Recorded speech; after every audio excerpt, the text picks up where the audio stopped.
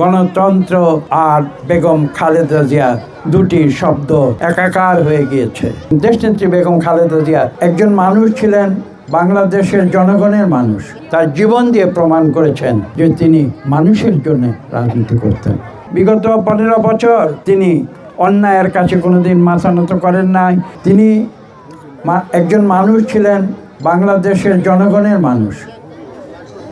তিনি 3 বার প্রধানমন্ত্রী ছিলেন, আপনারা শুনেছেন, এবং তিনি সিদ্ধান্ত নিতেন প্রধানমন্ত্রী হিসাবে। কিন্তু আমি নিজের অভিজ্ঞতা যেটা দেখেছি, যত বড় বিজ্ঞ ব্যক্তি, পণ্ডিত ব্যক্তি এবং সুশীল সমাজ বলেন বা যারা তাকে উপদেশ দিত, তিনি সেই উপদেশগুলো শুনতেন। বেগম খালেদা জিয়ার সময় আমরা দেখেছি, আমরা হিসাব করতে পারি নাই, কেউ বলেন 50 লক্ষ, কেউ বলেন 1 কোটি। আমি বিশ্বাস করি জনগণের যে ভালোবাসা, সেটাই হচ্ছে একজন রাজনীতিকের জীবনে সবচেয়ে বড় পাওয়া। এবং দেশনেত্রী বেগম খালেদা জিয়া তার জীবন দিয়ে প্রমাণ করেছেন যে তিনি মানুষের জন্য রাজনীতি করতেন। জিয়াউর রহমানের অকাল মৃত্যুর পরে যখন বাংলাদেশ জাতীয়তাবাদী দল যখন নেতৃত্বের অভাব অনুভব করছিল, তখন বিএনপিরই যারা সিনিয়র সদস্য ছিলেন, তারা বসে অনেক আলোচনা করে তারা একটি সিদ্ধান্ত নিয়েছিলেন। সিদ্ধান্তটি কী ছিল? যে বিএনপিকে যদি সঠিক পথে, গণতন্ত্রের পথে এগিয়ে নিয়ে যেতে হয়, তাহলে একজন নেতা দরকার, এবং সেই নেতা কে হবেন?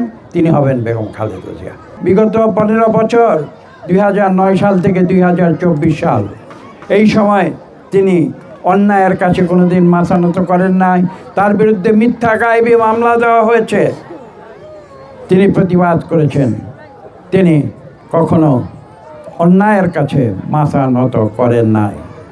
এবং তার এই যে আত্মবিশ্বাস, তার এই যে চরিত্রের দৃঢ়তা, তার এই যে আপোষহীন মনোভাব, সেটাই তাকে রাজনীতির যে ইতিহাস, সেই ইতিহাসের আমাদের দেশে আমি বলবো একটা উচ্চ স্থানে তাকে প্রতিষ্ঠিত করেছে।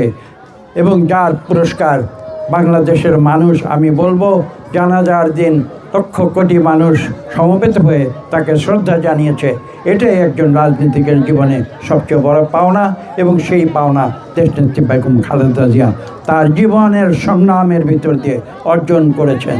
গণতন্ত্রের জন্য তিনি জীবন দিয়েছেন।